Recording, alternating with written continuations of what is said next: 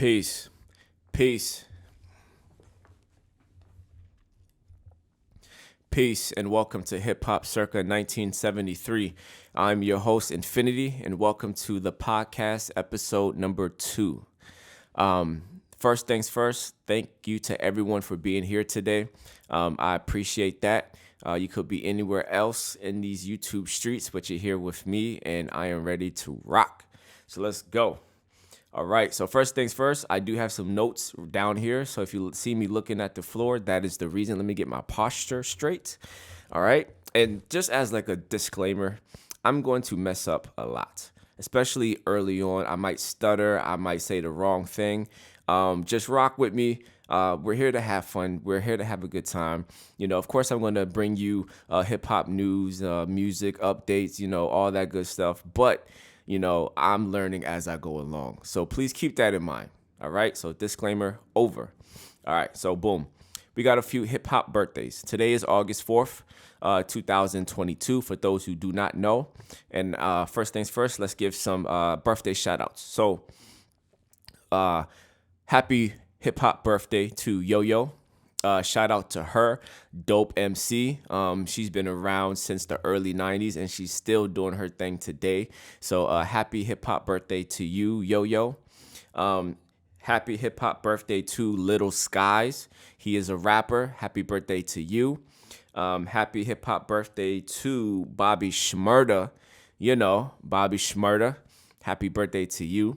And happy birthday and rest in peace to Professor X, the Overseer. He was one of the founding members of the X Clan. His birthday is today, and he is no longer with us. So happy birthday and rest in peace to you. And for everybody else or anybody else that I may have missed or overlooked, my apologies, but happy birthday to you. All right? So what else we got going on? So we have a album anniversary going on today. On August 4th in 1998, Snoop Dogg, D-O-double-G, he released his third studio album, which was called The Game Is to Be Sold and Not Told. That came out in 1998, and this was his first album since he had left Death Row and signed with Master P's No Limit. So this was his first album since then. The album turns 24 years old today. So if you haven't heard it, check it out. It's a pretty good album, if I may say so myself. All right, so happy anniversary to that album. What else we got going on? All right, so we got some upcoming events. All right, so August 13th, and this is important. Because I'm going to be out there and we're going to be rocking. So August 13th, which is next Saturday, the National Museum of African American History and Culture in Washington, D.C., it's having its first ever block party. It's hip-hop block party. Now, this is a free event. It's an all-day event, but you will need to have tickets for the event. And I will leave the link to get the tickets down in the description. So go ahead and check it out. So pretty much what it is a day of celebration to hip hop. We know, and if you don't know, hip hop's official birthday is August 11th, 1973. So this is in celebration of hip hop's birthday on August 13th, 2 days later on that Saturday in Washington, D.C. I will get the address in just a moment. They're having this first ever hip hop block party. So it's going to be a bunch of vendors. It's going to be live performances. It's going to be some workshops. It's all day. It's free. It's for the family. It's for the community. So it's for the kids.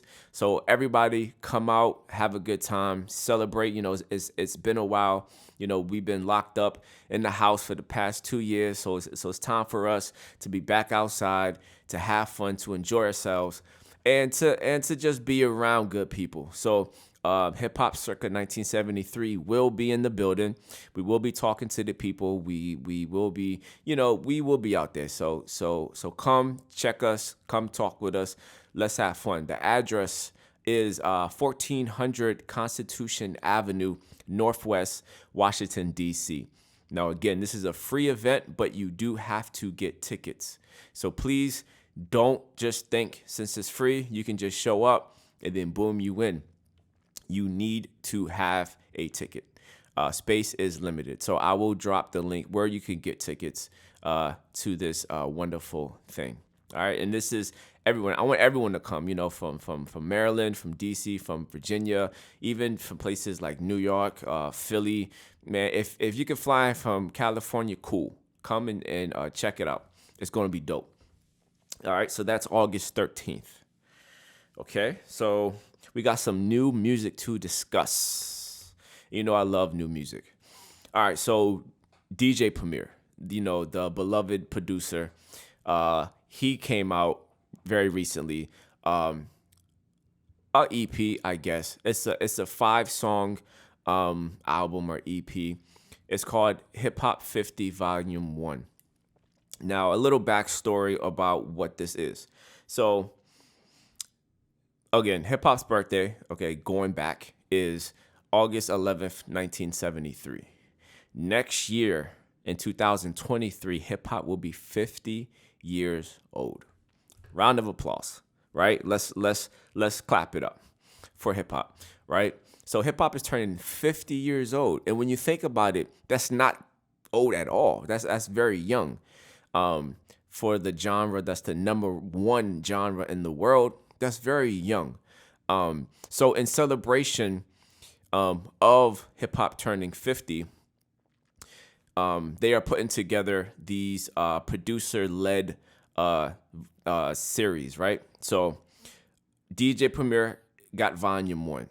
So what it is, he has 5 songs with various artists. There's a song with Joey Badass. There's a song with Remy Ma and Rhapsody, fire. There's a song with Lil Wayne and Slick Rick, fire. There's a song with Nas. Of course he had a tap on Nas, right? And there's a song with Run the Jewels. Just 5 songs. The whole tape is fire. From 1 to 5, very good project. So what they're doing is every couple of months or so, a different producer will be putting together a 5-track EP. So now it's DJ Premier's turn. I believe next is Swiss Beats' turn. So he will be coming out with a 5-tape project with different rappers, and it's going to be 10. So the first 9 has already been set.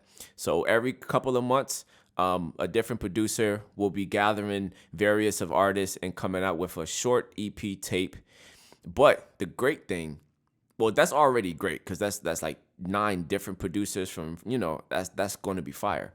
But the special thing about it is the 10th producer, us fans, we get to decide who the 10th producer will be. So we will decide and vote on who it's going to be. And then that 10th producer's tape will come out on hip hop's birthday, the 50th year anniversary of his birthday next year. So it begins with DJ Premier. Every so months or so, there will be another producer dropping theirs. Volume 1, Volume 2, Volume 3, all up to Volume 9. And then Volume 10, which is the producer that us fans gets to choose, will be coming out August 11th, 2023 next year. So that's very exciting, and I'm looking forward. But DJ Premier's has already dropped, so go ahead, check it out. It's fire. Do yourself a favor. All right, support hip hop. All right, so what else we got? Lupe Fiasco, right, has come out with his Drill Music in Zion. Just the title alone is fire, right? Drill Music in Zion. Those that know about the Rastafarian movement, they know about Zion and all that. But honestly, this album is Lupe's top 3 album. Now, those who are familiar with Lupe Fiasco, he's arguably the top 3 most talented rappers ever to have lived. What Lupe can do with the pen, and supposedly he said that he freestyled the whole album. I don't know. Maybe. If he did, then I mean, I don't know. Like, what else could I do, right? If he freestyled this album, like this album, Drill Music and Zion, is one of the greatest albums in hip hop. Honestly, and he claimed it himself. He said that this was his Illmatic. So this was his, Nas album Illmatic. This was his Illmatic. So his masterpiece. Even though I feel that Food and Liquor was a masterpiece, which is his first album, and even The Cool, his second album, is a masterpiece. Even, Food and Liquor 2 was a great album. But honestly, when it comes to Lupe, I feel like some of his greatest works was his mixtapes before his first album even dropped. So if you know about Lupe, you know about his Revenge of the Nerd series, you know about his Fahrenheit 115 series. The songs on those albums is bananas. I remember being in high school and it just going crazy over the creativity and the content that was in those mixtapes. But please check out Drill Music and Zion, because honestly, I feel like it just came and went, and that album deserves so much more. So I will be doing a full-length album review soon on that album, just because I feel like it's that great and it deserves a full-length album review. So look out for that. So check that out. All right. What else we got? Young Dolph, rest in peace. His family put out an album. It's his first album since his passing, and it came out on his birthday on July 27th. So it was called Hall of Fame. It's a pretty good album. I listened to it from front to back. Very good album, and it needs the support of the people. The funds from that album will, of course, goes to his family. So go ahead and listen to the Young Dolph album. It's called Hall of Fame. Very good album. You won't be disappointed. Rest in peace again to Young Dolph. All right, so today is Thursday. Tomorrow's Friday. We all know that music now drops on Fridays. I'm not too sure when that shift happened, because at one point it was on Tuesdays.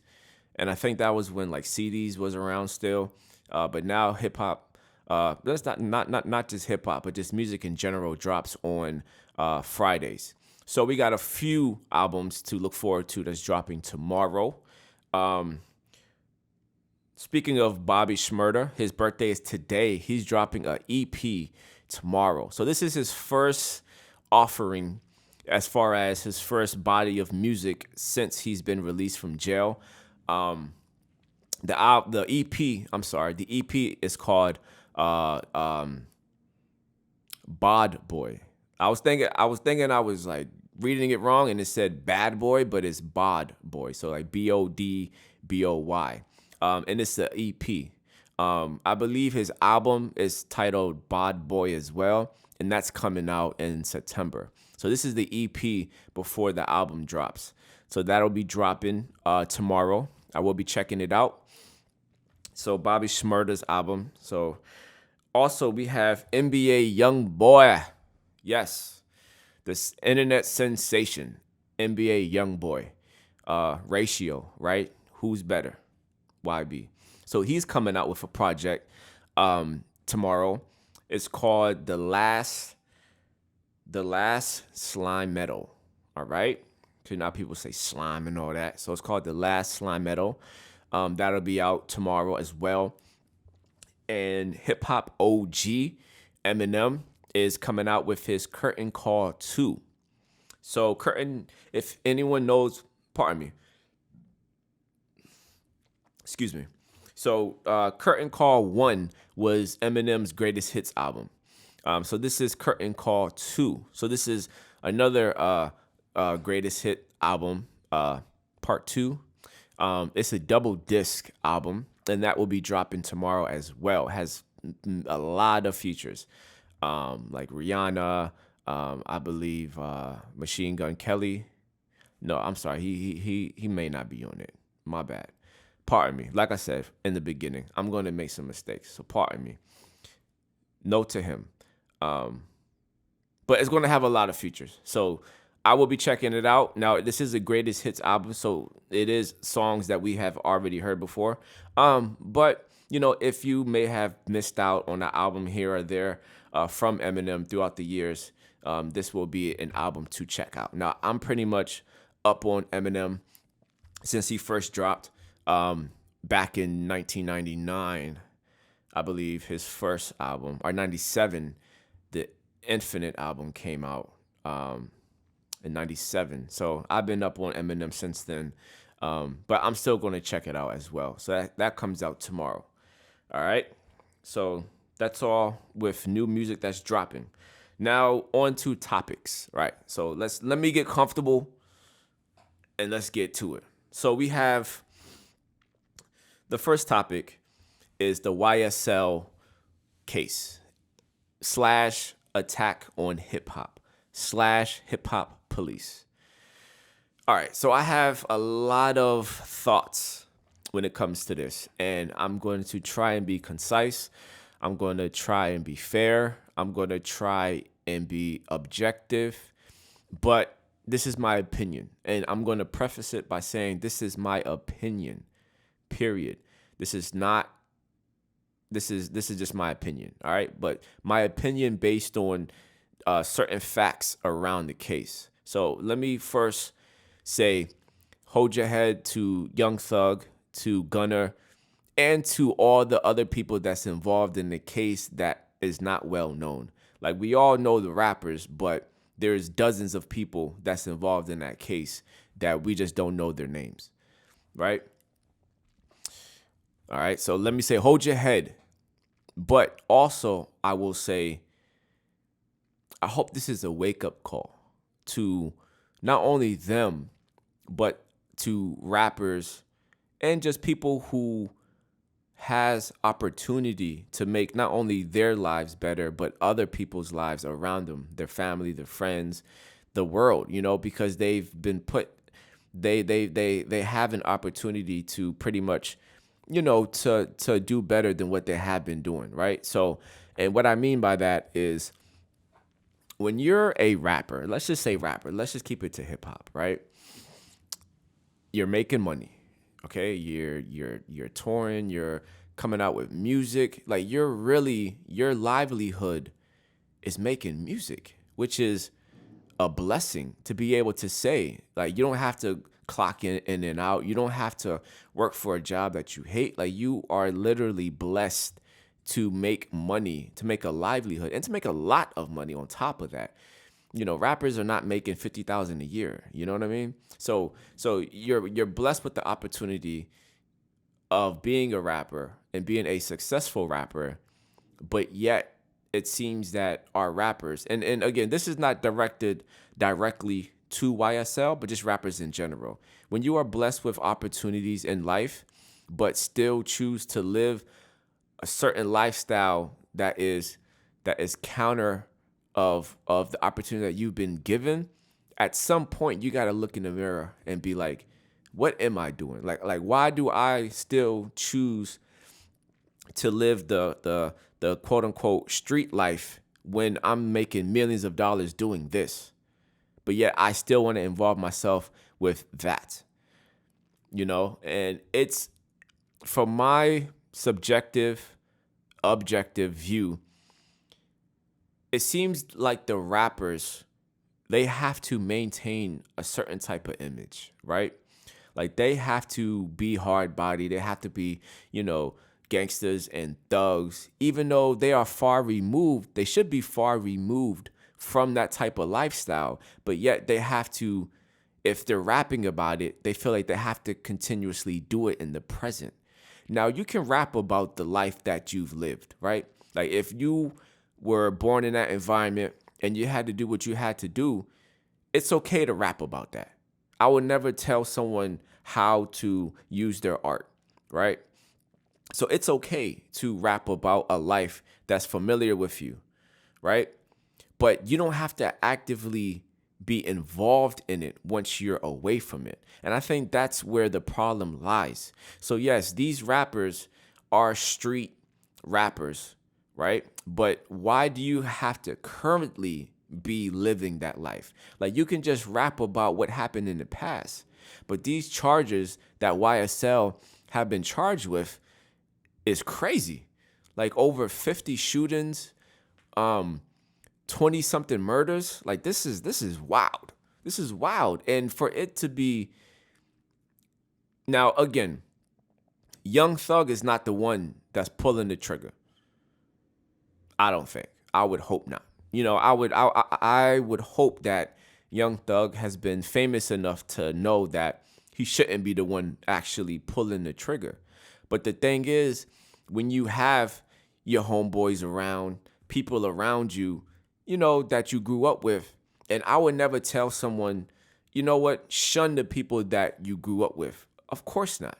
Of course not. That's not what I'm saying. What I'm saying is, we need to put the people around us in position for them to do better as well. Yes, you are the main character, so to say, within that situation, because you are the one that's making the money. But help out other people more so than just keeping them around and giving them a gun.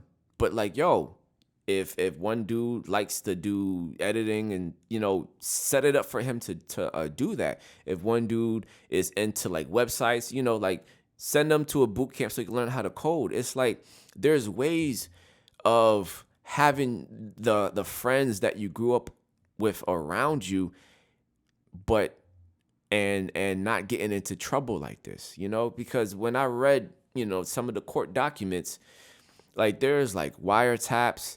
It's just looking crazy. And I feel like a lot of this stuff is avoidable. If you just separate yourself. Forget it. Like, there's no reason why you should be, still doing the things that you were doing when you were poor, trying to make it, because you've made it. So there has to be a shift in awareness, a shift in, who you feel that you are, in order to maintain this new life that you've been given. And of course, I'm not here condemning anybody. I'm not sitting on no high horse talking down on anybody. So I don't want people to get the wrong idea of what I'm trying to convey with my words. But all I'm saying is, we have to do better. We have to make better decisions, and we have to be appreciative. And I think that's the word that I'm really looking for is we have to be appreciative of the opportunity that we have. We know what we're blessed with, and we know certain activities can jeopardize those things that we work so hard for. So let's not continuously put ourselves in situations that can jeopardize, what we've built. Okay? So that's what I have to say. But again, hold your head to everybody. Excuse me again. Pardon me. I'm so sorry. So that's all I have to say about the YSL. But let's talk about this supposed attack on hip-hop. And I feel it ties right into the YSL case. So a lot of people have been talking about, there's the hip-hop police, or there's an attack on hip-hop. I'm going to say no. I am going to say no. Now, is there a task force that has been tasked to monitoring hip-hop and hip-hop artists? Probably. Probably. And there's been insiders throughout the years that's come out and talk about this supposedly hip-hop police. So yeah, maybe there is some task force that's been tasked with monitoring and looking at hip-hop and hip-hop artists. But to say that, like, are they planting these murders on these rappers? Are they planting these drugs on these rappers? Or are they just catching them doing it? So, okay, there's a task force there, but a crime still has to be committed, right? And I think that's, we as fans, as people who love the culture, sometimes we fail to realize is that, yeah, we may love Young Thug's music or Gunna's music. But at the end of the day, is there not a crime being committed? Number one, before there's an attack on hip hop, before there is an attack on any of the culture or any of that, there's crimes being committed. So I think when you look at it like that, it's like, okay, yeah, there may be a hip hop police or they may be monitoring us, but there's still crimes being committed. And if we are not collectively as a people going to rectify the crimes that's being committed, all these shootings, I heard Atlanta is going crazy right now. Like there's like competing with like Chicago as far as like, capital murders and armed robberies and just people just going crazy. I heard Atlanta's numbers is just going up. So with all of this all this crime that's being done, people have to understand that there's people that's not a part of the crime element, right? That are just regular citizens. And they shouldn't have to be around, nor should have to catch that blowback from certain crimes that may touch their homes. You know what I'm saying? So as far as, attack on hip hop or using our lyrics, now I don't feel like the lyrics should be used in a court case. Now, I'm not going to go as far as to say, because some people relate using lyrics in a court case to actors playing a violent role in a movie, which it's not the same thing. So everyone who always try to use that correlation or example, it doesn't fit at all. Okay, it doesn't fit. An actor is a paid actor. Rappers aren't supposed to be actors, right? They're supposed to be some truth element to being an artist, right?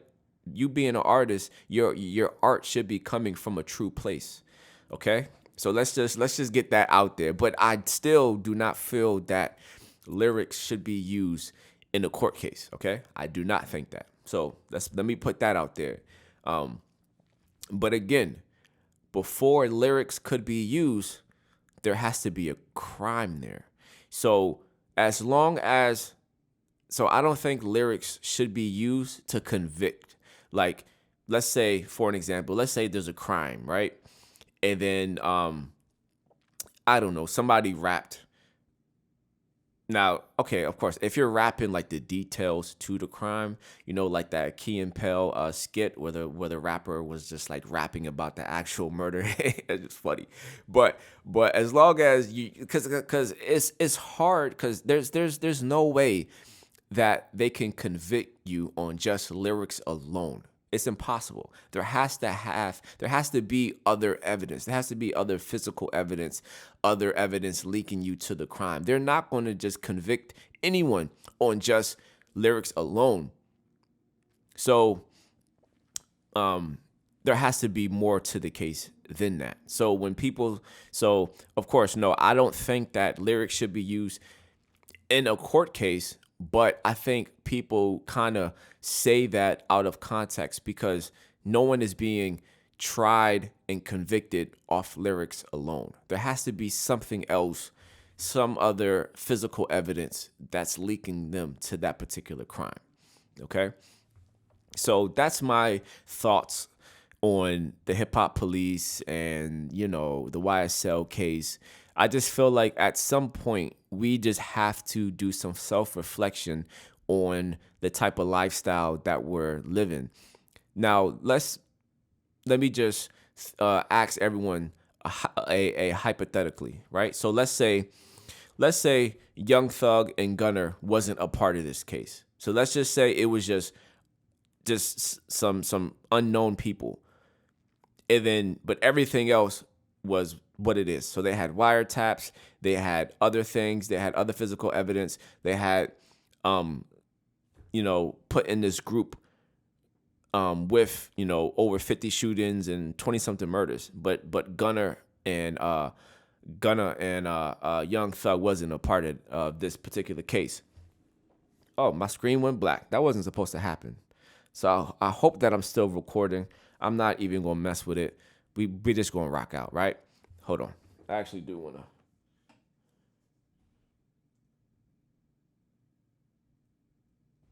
All right, so a brief intermission. I'm gonna do pause, but you're still gonna see me. Don't be trying to look at my password, everybody. All right, don't be trying to look at my password. I'm gonna have to change it after today. Okay, I just hope I'm still recording, because if not, yeah. So going back to what I was saying, um, let's just say it was, some unknown people. How would people feel about it? Would people be up in arms? Would people be saying, oh no, this is an attack on the community? People would be trying to, get the violent people off of the streets. Like that's just the way, like that's just the way it is. I just feel like because the names we love and we know, we are kind of biased into how we view it and how we think about it. But that's just my thoughts. Let me know how you feel in the comment section below. I would definitely respond to all comments, even if you disagree 100% with what I'm saying. We'll go back and forth, and we'll keep it moving. Because again, like I preface it from the beginning, this is my opinion. All right, it's not right, it's not wrong. It's just my opinion. All right, so boom. Next topic is the Beyonce situations. And I feel this kind of ties into hip hop. And I know Beyonce is not technically, that's like a R&B, but the lines drawn from R&B and hip hop has been blurred. So hip hop and R&B is pretty much one thing at this point. So there was a couple things with Beyonce that I wanted to discuss. Number one being the Kelis situation, which, for those that don't know, but at this point, I'm sure everyone is aware of what was going down. So pretty much Kelis was upset because she was sampled. And I'm going to use air quotes because I have an opinion on that so-called sample. And me, I'm a sample person. Like my favorite producers is Jay Dilla, Ninth Wonder, Knowledge, Premier. All of them are sample-based producers, right? And I produce and I sample a lot as well. So I'm all about samples. I love samples. Because I love 60s music, and a lot of the samples, they sample the soul music and then boom, boom, boom, right? But back on topic. What I'm saying is this. So Kelis was sampled. So let's actually go right to the sample. Beyonce, she didn't sample Kelis's record per se. She did an interpretation of the la la la la. So, we all know Kelis's song Milkshake, where she's like, la, la, la, la, la, So Beyonce did an interpretation of that. But when I first heard it, honestly, it didn't even sound similar. It just sounded like she used la, but the timing of the laws it wasn't the same as Kelis's record. But maybe she was inspired. That's why she gave credit to the Neptunes, right? Hugo and Pharrell. Now, Kelis got very upset. She said some things about Beyonce, which I don't feel was warranted, honestly, because her thing was, it wasn't about her getting credit because she doesn't own Milkshake. Supposedly, all she did was just sing on it, Chad and Pharrell produced and wrote the record, and supposedly it was supposed to be for Britney Spears first. So Kelis just sung on the record. So she didn't write, she didn't produce, she just sung. So I'm sure she got her performing credit, but she didn't get any other credit because the song was already completed before she sung it. But her thing was, she should have gotten a call from Beyonce. And honestly, like, I guess, but at the same time, it's like, come on, really? Like, you, like, the la la la part that Beyonce said. Now, before I even go in, let me just say I'm all for artists. I'm all for artists. I'm an artist myself, so I'm all for artists. So I don't want it to sound like I'm kind of like shaming Kelis, because Kelis is a talented person. Her albums are fire. I'm a fan of Kelis, but I just feel like in this particular situation, I just feel like she was more mad with the Neptunes and how they did their deal with her, that it kind of bled over a little bit on Beyonce, and I don't think it was warranted. But since then, Beyonce has actually taken that part of the song out. So through all the controversy and all that, Beyonce was just like, you know what? Let me just edit the track. And then that la la la la part that Beyonce said was like maybe I don't know, like less than 3 seconds of the actual song itself. It was at the very end. So she just went ahead and just took it out, right?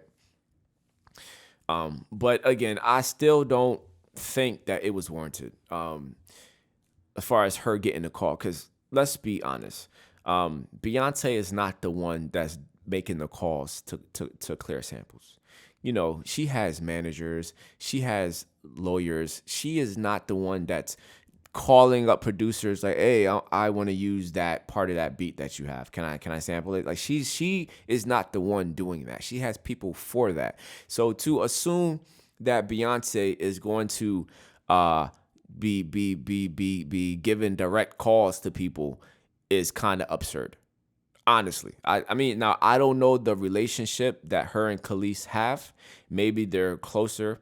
I have no idea, but I just think it's wild to think that Beyonce is going to personally give you a call to say that I want to say la la la la la. Because again, when I first heard it, it wasn't even in the same timing as the Kelis la la la. And there's no way that you could have a chokehold on la la la, because what about Tina Marie, where she was like the Ooh La La La song? Or even going back further, what about the Delphonics? I believe that had that song La La Means I Love You. So I don't know. Like if I have a song and I want to just go la la la la la la, that's not in the same timing as Kelis. Now, do I have to get that cleared? So that's something that I would like answers to, because I might put that on my next song. So we'll see. But honestly, at the end of the day, again, I just feel like Kelis has some issues with Pharrell and Chad, and I hope that gets resolved. And I do hope if they did Pharrell and Chad do her dirty in the contract, that it is rectified, because I am all about artists. So I do hope that there is some type of I hope that they can work that out. But Beyonce just like, you know what? Let me just take it off. Problem solved, right? So hopefully Kelis and Beyonce as well can have a conversation. So whatever problems that may had arise out of this situation can be rectified. All right. So one other thing with Beyonce that I would like to talk about is the spaz word, right? So those who don't know, Beyonce had a song called Heated on her album. And if I didn't say it, y'all go check out Beyonce's album. It's a very good album. It's more of like a dancey, upbeat, like a feel-good kind of album. Very good album. So you guys go check that out. It's called Renaissance. So if I didn't plug it, my apologies. So go check that album out. So back to what I was saying. So she had a song called Heated, which had the word, she said the word spaz. So she said spazzing, and then she said spaz. Now, those that don't know, the term spaz has been used as a slang word from what I can remember since the 90s, because that's when I was growing up in the 90s. But from my research, the word spaz has been used as a slang since the 40s, right? So when people use the word spaz, it in a slang term, it just means like, I'm about to spaz out, like I'm about to go crazy, or I'm about to go all out. Or they'll say, man, you spazzing, or like, yo, you bugging, like pretty much just means like just going wild. But spaz actually is short for spastic, which is a medical term for like muscle spasms. So like uncontrolled muscle spasms.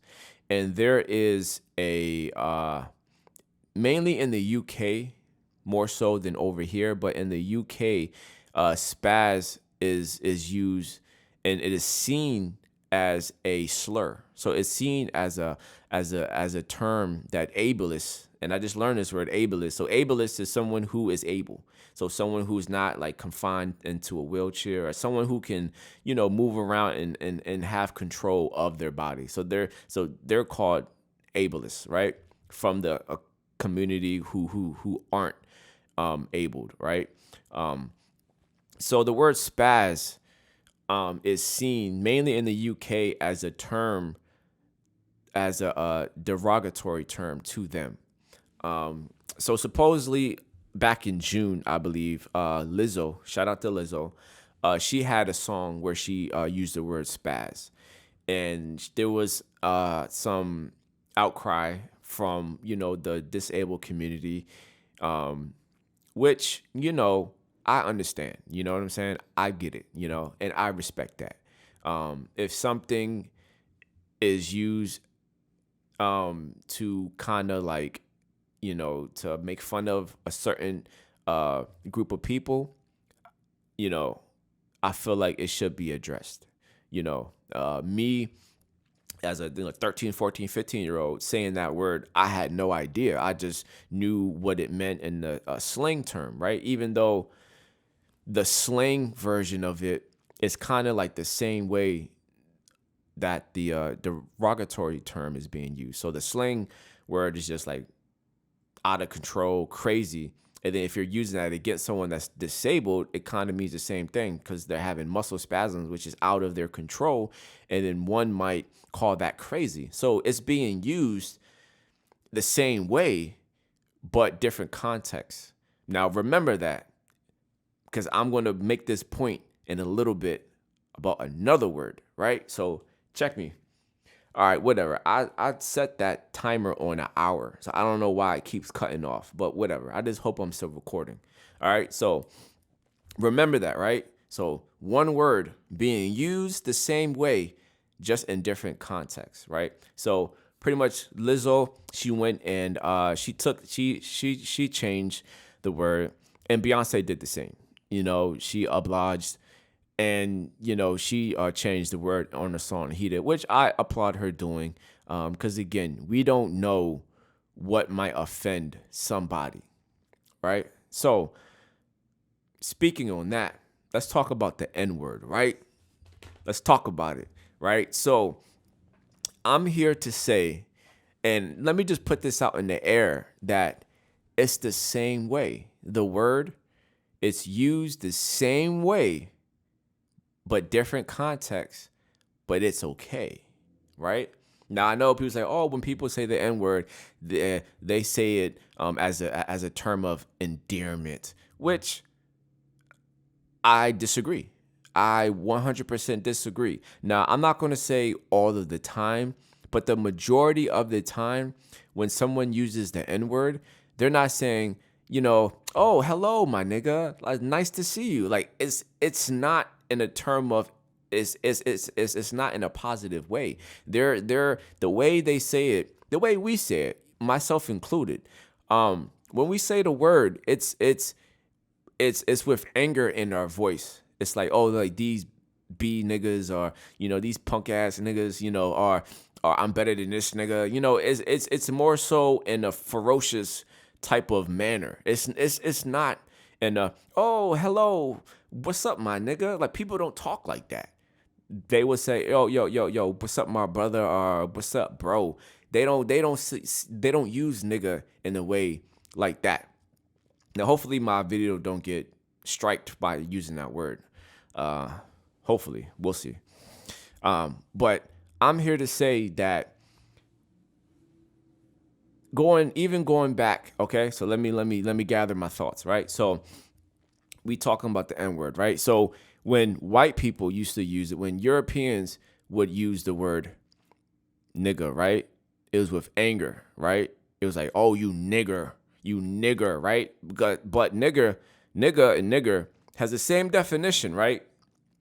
Remember, the word comes from negro, which is Spanish for black, right? So that was their translation of it. But the way they said it was with vitriol inside their throat. They would say it with anger. They would say it because they wanted that word to be a demeaning word. You right? But I feel, and I would love to hear, someone else's opinion in the comments, how they think about it. But I feel that black people say it the same way, with the same vitriol, with the same tone, with the same negativity in their voice as white people. I don't feel that word is a term of endearment. Me personally, I don't think so, because every time I hear it, and I want everybody to do this, listen to the music. Listen to the music. Every time someone says nigga, I want you to listen to how they say it, and what framework are they saying it? Are they saying it in a term of endearment, or are they saying it out of hate, or just with anger and negativity, right? Make note of that. And then make note of, when you're out and about in the world, if someone says it to you, or you say it to someone else, how are you thinking it? How are you saying it? And how is it being said to you? Because I would say 95% of the time, I'm not going to say 100, because nothing is absolute, but 95% of the time, I would say that when someone uses that word, it's not in the term of endearment. It's actually in a negative way. Black on black. That's what I meant.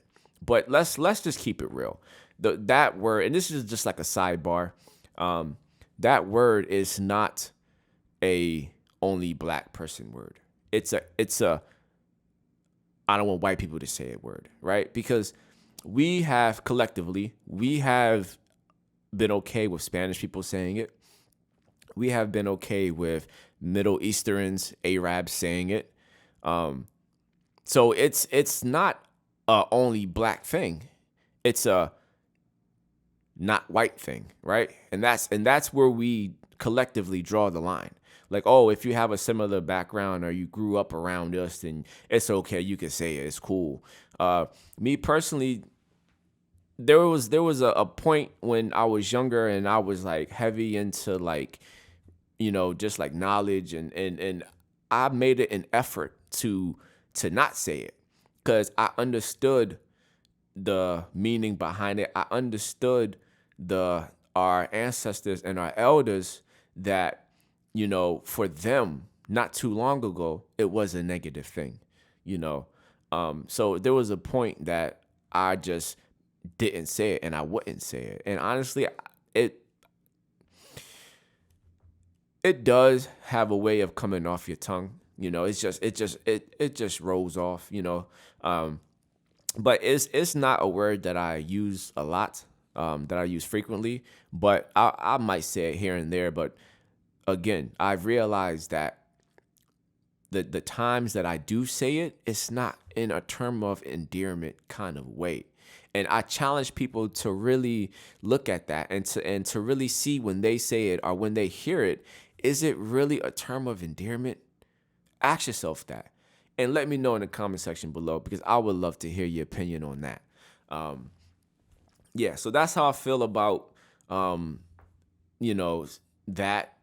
And I think it does relate to the word spaz, because again, it's the same word. Like of course we took off the ER and we put an A in there, but the definition doesn't change.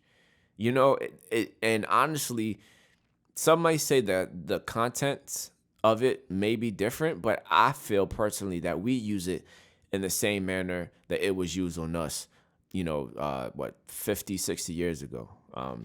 So let me know what you guys think about that, and let me know what you guys think about anything that I talked about today. So I'm gonna actually cut it here because I do want to check to see if I'm still recording.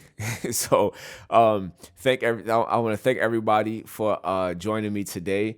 Again, this is just the beginning, and there's going to be some learning, of course. There's going to be some trial and error, but we will get it down, and hopefully you enjoyed yourself for the time that we've been together here. Like, comment, subscribe to the channel. We got some exciting things happening on Hip Hop's birthday, which is next Thursday, August 11th. We got something special coming, so stay tuned for that. And again, everyone, go in love, go in peace, but be ready at all times. But until next time, peace.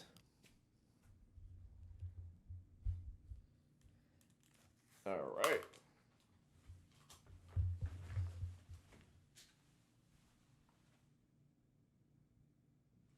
51 minutes, man. I was talking like a motherfucker.